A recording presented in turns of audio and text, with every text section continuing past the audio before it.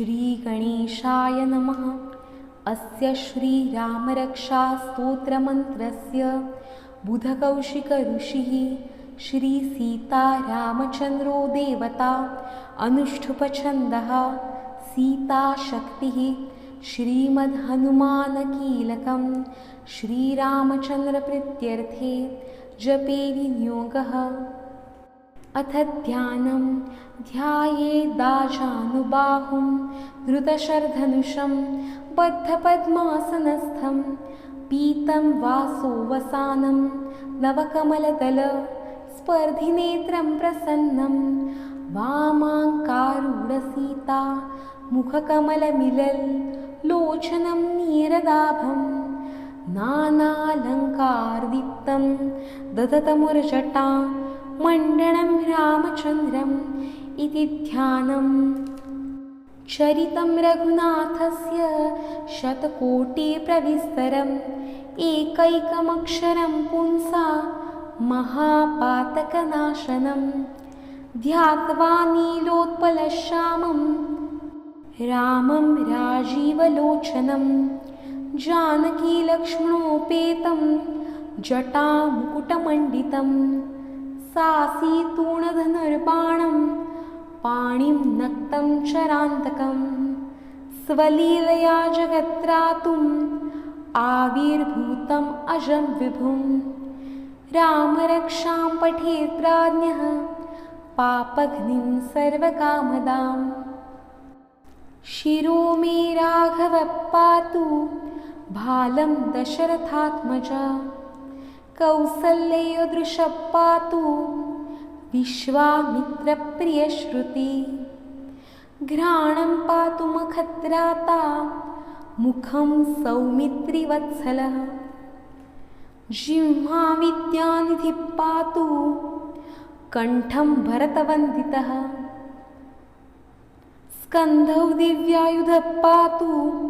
भुजो भग्नेशकार्मुकः करौ सीतापतिः पातु हृदयं जामदग्न्यजित् मध्यं पातु खरध्वंसी नाभिं जाम्बवदाश्रया सुग्रीवेशकटिः पातु शक्तिनी हनुमत्प्रभु उरु रघुत्तमा पातु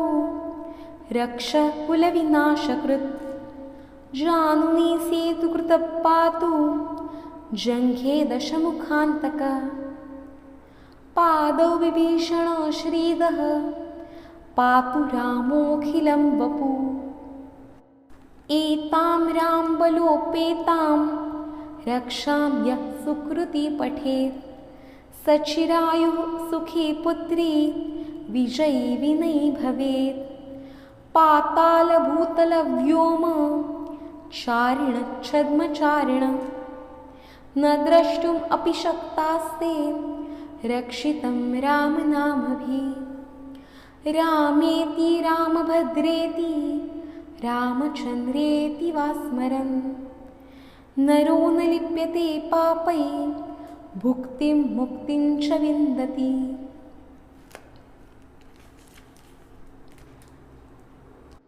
जगच्चैत्रेकमन्त्रेण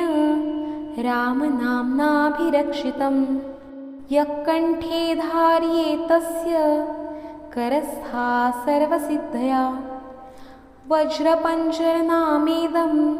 यो रामकवचं स्मरेत् अव्याहताज्ञः सर्वत्र लभते जयमङ्गलम् आदिष्टवान् यथा स्वप्ने राम रक्षामि मां हर तथा लिखितवान् प्रातः प्रबुद्धो बुधकौशिकः आरामः कल्पवृक्षाणां विरामः सकलापदाम् अभिरामस्त्रिलोकानां रामः श्रीमान् सनप्रभु तरुणौ रूपसम्पन्नौ सुकुमारौ महाबलौ पुण्डरीकविशालाक्षौ क्षीरकृष्णाजिनाम्बरौ फलमूलशिनौ दान्तौ तापसौ ब्रह्मचारिणौ पुत्रौ दशरथस्यैतौ भ्रातरौ रामलक्ष्मणौ शरण्यौ सर्वसत्त्वानां श्रेष्ठौ सर्वधनुष्मतां रक्षः कुलनिहन्तारौ त्रायेतां नो रघुत्तमो आत्तसज्जधनुष विशुस्पृशा वक्षया शुङ्गनिषङ्गसङ्गिनौ रक्षणाय मम रामलक्ष्मणावग्रतः पथि सदैव गच्छताम् सन्नदः कवची खड्गी शापबाणधरो युवा गच्छन् मनोरथ अस्माकं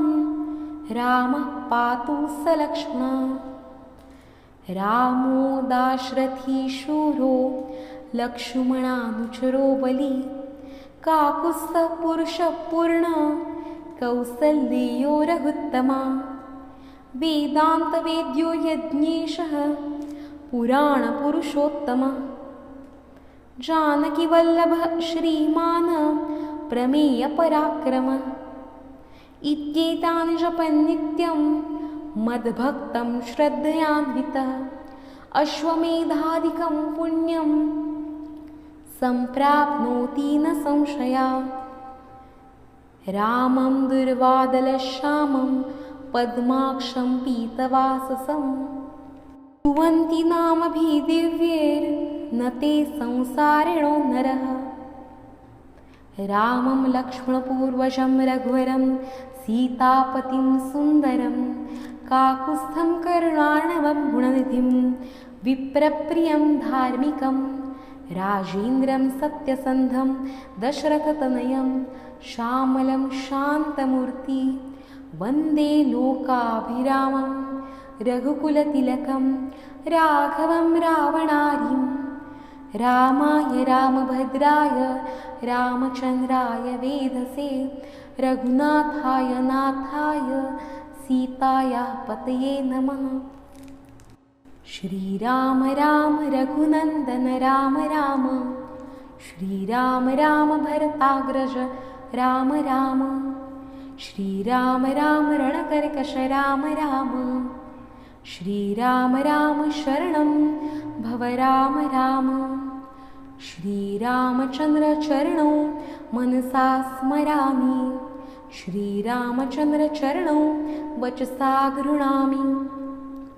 श्रीरामचन्द्रचरणौ शिरसा नमामि श्रीरामचन्द्रचरणौ शरणं प्रपद्ये माता रामो मत्पिता रामचन्द्र स्वामी रामो मत्सखा रामचन्द्र सर्वस्वं मे रामचन्द्रो दयालुर् नान्यं जाने नैव जाने न जाने दक्षिणे लक्ष्मणो यस्य वामे तु जनकात्मजा पुरतो मारुतिः यस्य तं वन्दे रघुनन्दनं लोकाभिरामं रणरङ्गधीरं राजीवनेत्रं रघुवंशनाथं कारुण्यरूपं करुणाकरं तं श्रीरामचन्द्रं शरणं प्रपद्ये मनोजवं मारुततुल्यवेगं जितेन्द्रियं बुद्धिमतां वरिष्ठं वातात्मजं वानरयूथमुख्यं श्रीरामदूतं शरणं प्रपद्ये कूजन्तं राम रामेति मधुरं मधुराक्षरम् आरुह्य कविताशाखां वन्दे वाल्मीकिकोकिलम् आपदापहर्तारं दातारं सर्वसम्पदां लोकाभिरामं श्रीरामं भूयो भूयो नमाम्यहं भर्जनं भवभीषाणाम् अर्जनं सुखसम्पदां तर्जनं यमदूतानां राम रामेति गर्जनं रामो राजमणि सदा विषयते रामं रमेशं भजे रामेणाभिहता निशाचरचमू रामाय तस्मै नमः रामन्नासि परायणं परतरं रामस्य दासोऽहं रामे चित्तलया सदा भवतु मे भो राम मामुद्धर राम रामेति रामेति रमे रामे मनोरमे सहस्रनाम तत्तुल्यं रामनाम वरानने इति श्री बुधकौशिकविरचितं श्रीरामरक्षास्तोत्रं सम्पूर्णं। श्री सीतारामचन्द्रार्पणमस्तु। शुभं भवतु। श्री गणेशाय नमः। अस्य श्रीरामरक्षास्तोत्रमन्त्रस्य बुधकौशिकऋषिः श्रीसीतारामचन्द्रो देवता अनुष्ठुपछन्दः सीताशक्तिः श्रीमद्हनुमानकीलकं श्रीरामचन्द्रप्रीत्यर्थे जपे विनियोगः। अथ ध्यानं ध्यायेदाजानुबाहुं धृतशरधनुषं बद्धपद्मासनस्थं पीतं वासोवसानं नवकमलदलस्पर्धिनेत्रं प्रसन्नं वामाङ्कारूढसीता मुखकमलमिलल्लोचनं नीरदाभं नानालङ्कारदीप्तं दधतमुरजटा मण्डनं रामचन्द्रम् इति ध्यानम्। चरितं रघुनाथस्य शतकोटिप्रविस्तरम् एकैकमक्षरं पुंसा महापातकनाशनं ध्यात्वा नीलोत्पलश्यामं रामं राजीवलोचनं जानकीलक्ष्मणोपेतं जटामुकुटमण्डितं सासीतूणधनुर्बाणं पाणिं नक्तं चरान्तकं स्वलीलया जगत्त्रातुम् आविर्भूतम् अजं विभुं रामरक्षां पठेत् प्राज्ञः पापघ्निं सर्वकामदां। शिरो मे राघव पातु भालं दशरथात्मजा कौसल्ययोदृशः पातु विश्वामित्रप्रियश्रुति घ्राणं पातु मखत्राता मुखं सौमित्रिवत्सलः जिह्वा विद्यानिधिः पातु कण्ठं भरतवन्दितः स्कन्धौ दिव्यायुधः पातु भुजो भग्नेशकार्मुकः करौ सीतापतिः पातु हृदयं जामदग्न्यजित् मध्यं पातु खरध्वंसी नाभिं जाम्बवदाश्रया सुग्रीवेशकटिः पातु शक्तिनी हनुमत्प्रभु उरु रघुत्तमा पातु रक्षः कुलविनाशकृत् जानुनी सेतुकृतः पातु जङ्घे दशमुखान्तकः पादौ विभीषण श्रीदः पातु रामोऽखिलं वपु एतां रामबलोपेतां रक्षां यः सुकृती पठेत् सचिरायुः सुखी पुत्री विजयी विनयी भवेत् पातालभूतलव्योम चारिण छद्मचारिण न द्रष्टुम् अपि शक्तास्ते रक्षितं रामनामभिः रामेति रामभद्रेति रामचन्द्रेति वा स्मरन् नरो न लिप्यते पापैः भुक्तिं मुक्तिं च विन्दति।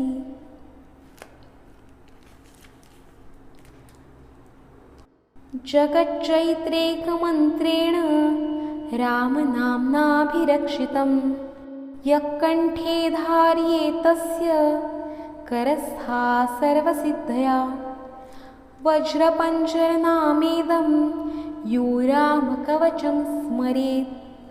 अव्याहताज्ञः सर्वत्र लभते जयमङ्गलम् आदिष्टवान् यथा स्वप्ने राम रक्षामि मां हर तथा लिखितवान् प्रातः प्रबुद्धो बुधकौशिकः आरामः कल्पवृक्षाणां विरामः सकलापदाम् अभिरामस्त्रिलोकानां रामः श्रीमान् सनः प्रभु तरुणौ रूपसम्पन्नौ सुकुमारौ महाबलौ पुण्डरीकविशालाक्षौ क्षीरकृष्णाजिनाम्बरौ फलमूलशिनौ दान्तौ तापसौ ब्रह्मचारिणौ पुत्रौ दशरथस्यैतौ भ्रातरौ रामलक्ष्मणौ शरण्यौ सर्वसत्त्वानां श्रेष्ठौ सर्वधनुष्मतां रक्षः कुलनिहन्तारौ त्रायेतां नो रघुत्तमो आत्तसज्जधनुषः विशुस्पृशा वक्षया शुङ्गनिषङ्गसङ्गिनौ रक्षणाय मम रामलक्ष्मणावग्रतः पथि सदैव गच्छताम् सन्नदः कवची खड्गी शापबाणधरो युवा गच्छन् मनोरथ अस्माकं रामः पातु स लक्ष्मणः रामो दाशरथी शूरो लक्ष्मणानुचरो बली काकुत्स्थः पुरुषः पूर्णः कौसल्येयो रघुत्तमा वेदान्तवेद्यो यज्ञेशः पुराणपुरुषोत्तमः जानकीवल्लभः श्रीमान् प्रमेयपराक्रमः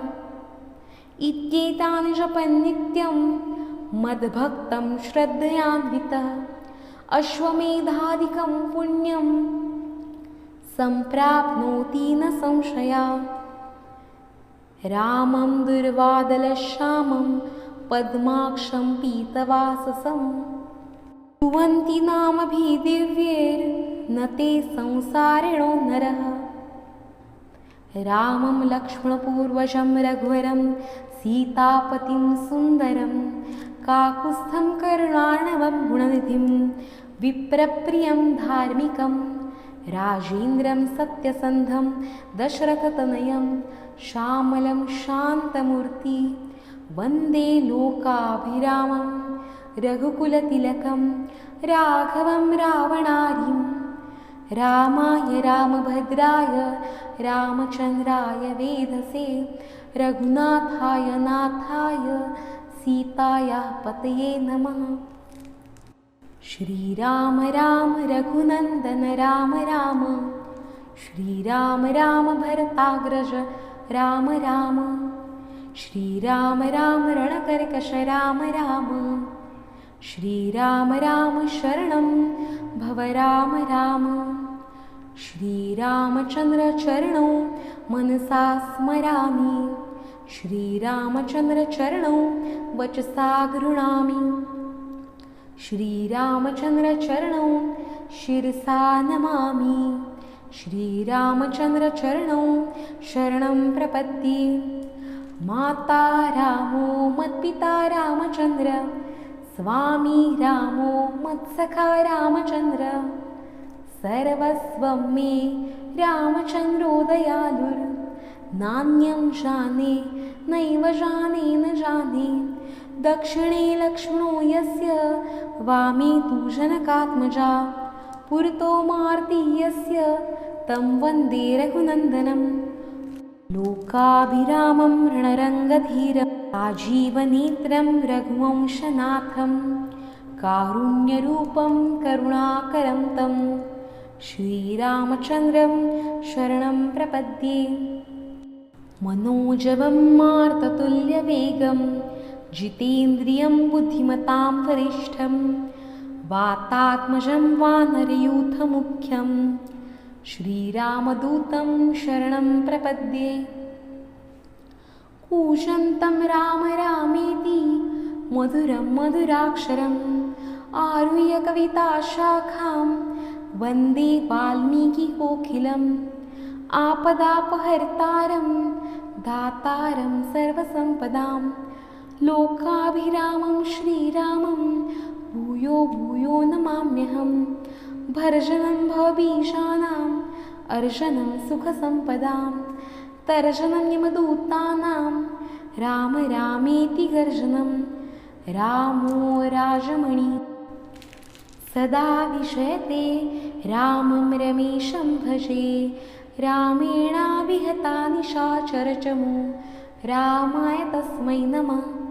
रामन्नासि परायणं परतरं रामस्य दासोऽहं। रामे चित्तलया सदा भवतु मे भो राम मामुद्धर। राम रामेति रामेति रमे रामे मनोरमे सहस्रनाम तत्तुल्यं रामनाम वरानने। इति श्री बुधकौशिकविरचितं श्रीरामरक्षास्तोत्रं सम्पूर्णं। श्री सीतारामचन्द्रार्पणमस्तु। शुभं भवतु।